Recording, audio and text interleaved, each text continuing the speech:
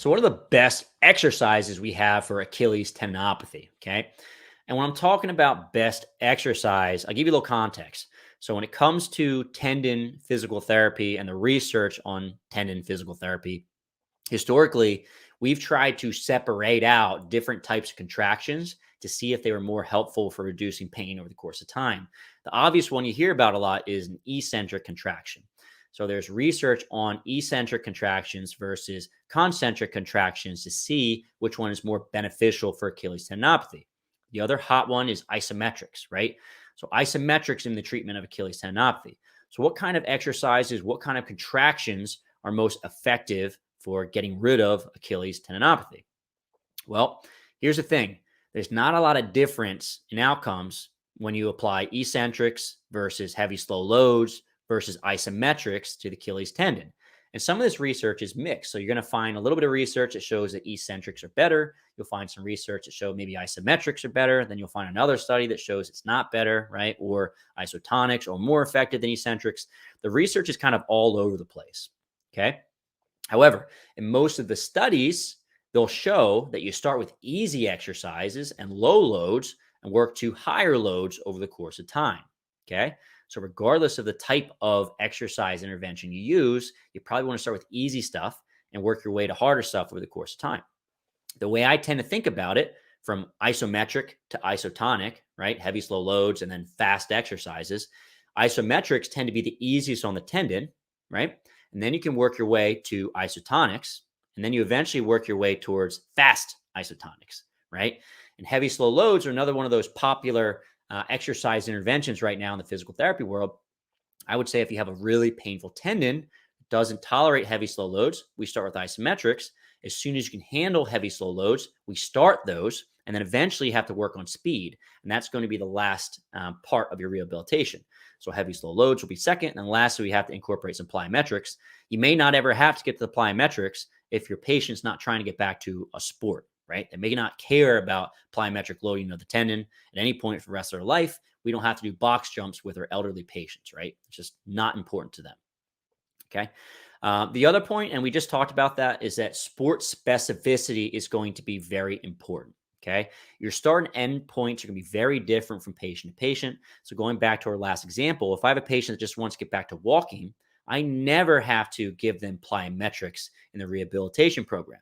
But the other piece is they may start off much more painful than an athlete. So maybe early on in that individual that just wants to get back to walking, I'm utilizing a lot of isometrics, right? But if I have a patient that has Achilles tendinopathy, and let's say they want to play soccer, right? And right now they can actually tolerate a little bit of running and they can tolerate heavy, slow loads. I'm not going to give them isometrics unless I have a really big benefit from them, just because I feel like we can skip that step. I want to get to more sport specific activities sooner, right? Maintain my fitness as much as possible and push them to a better place faster. Okay.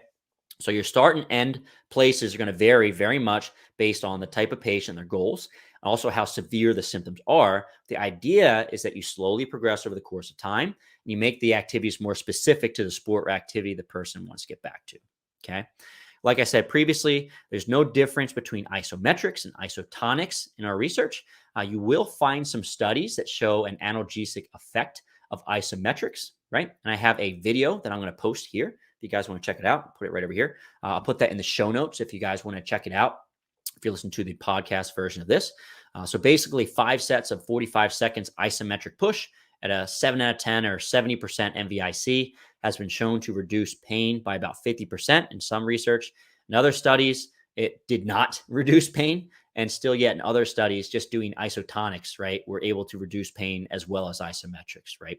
So I'd say use isometrics if they work out really well, or if your patient is very painful and they can't tolerate isotonics. But keep in mind that all types of contractions, all types of exercises seem to be beneficial for Achilles tendinopathy, and just use the exercises that fit the patient as best as you can. Okay. The other piece, and I'd mentioned this before, there's a bit of research to show that mid-portion Achilles tendinopathy should be treated a little bit differently than insertional tendinopathy. So essentially in this one study, exercise on a flat surface worked better than working off the edge of a step for insertional Achilles tendinopathy, right? But that's just one study. The other piece is that for most folks, they're going to have their ankle bend beyond neutral throughout the course of their life, and certainly in sport, right? So maybe we start off with our physical therapy with less end range dorsiflexion when we do our strengthening. And over the course of time, we progress a little more into end ranges, right? As tolerated. Okay. Just a thought. The last piece is that if you look at how long it takes for patients to get better over the course of time, so you look at prognosis, right? You're going to need at least around 12 weeks worth of strengthening to see some difference. Now, some folks are going to get better faster, but the majority of folks, it takes longer to see progress. Okay. The other piece is that when you perform exercise for the calf, it doesn't always mean you're going to have a complete resolution of symptoms, right? And I think that's really important. You set that expectation to your patients from the get-go and say, you know what, these exercises are going to improve you, but it doesn't necessarily mean that you're going to have a complete resolution of all of your symptoms, right? Because a lot of patients will actually get upset if they still have pain despite them making a ton of progress, okay? So set those expectations and let them know over the course of time, this is going to be slow, and it's not like you're going to have a complete resolution of symptoms. Most likely, you're still going to have some left over the course of time. So here's what I want you to do next, guys. If you enjoyed this video so far, I have an entire course. It's free. It's called the Fitness Pain-Free Mini Course. And we go over 3 lessons going to help you take a lot of this information that we went over so far and put it into practice. The first lecture is called Why We Need a Better System. So first and foremost, the way we treat fitness individuals, all right, athletic people in the gym from a physical therapy perspective is pretty much broke, okay? So we need a better system to serve the folks that are in the gym that get hurt, they want to get back to training, all right? Lecture number 2 is called 7 Reasons Why People Get Hurt in the Gym. And essentially, we have to know the reasons why people get hurt in the gym so we can keep them safe in the future, right? And when they get hurt, we have to know why and how to get them back to training in the gym. Okay, so a thorough understanding of this is very, very important. I actually have a really cool infographic that goes along with this lecture that you get for free as well. And lastly, we go over a case study of how to get someone out of pain and back to training. So these principles are all phenomenal, but we don't actually put it together and you don't understand how to create a program to get people back in the gym and keep them safe for the long term, then we lose, right? So I'll put a link in the show notes for this. It's a Fitness Pain-Free Mini Course. Definitely check this out.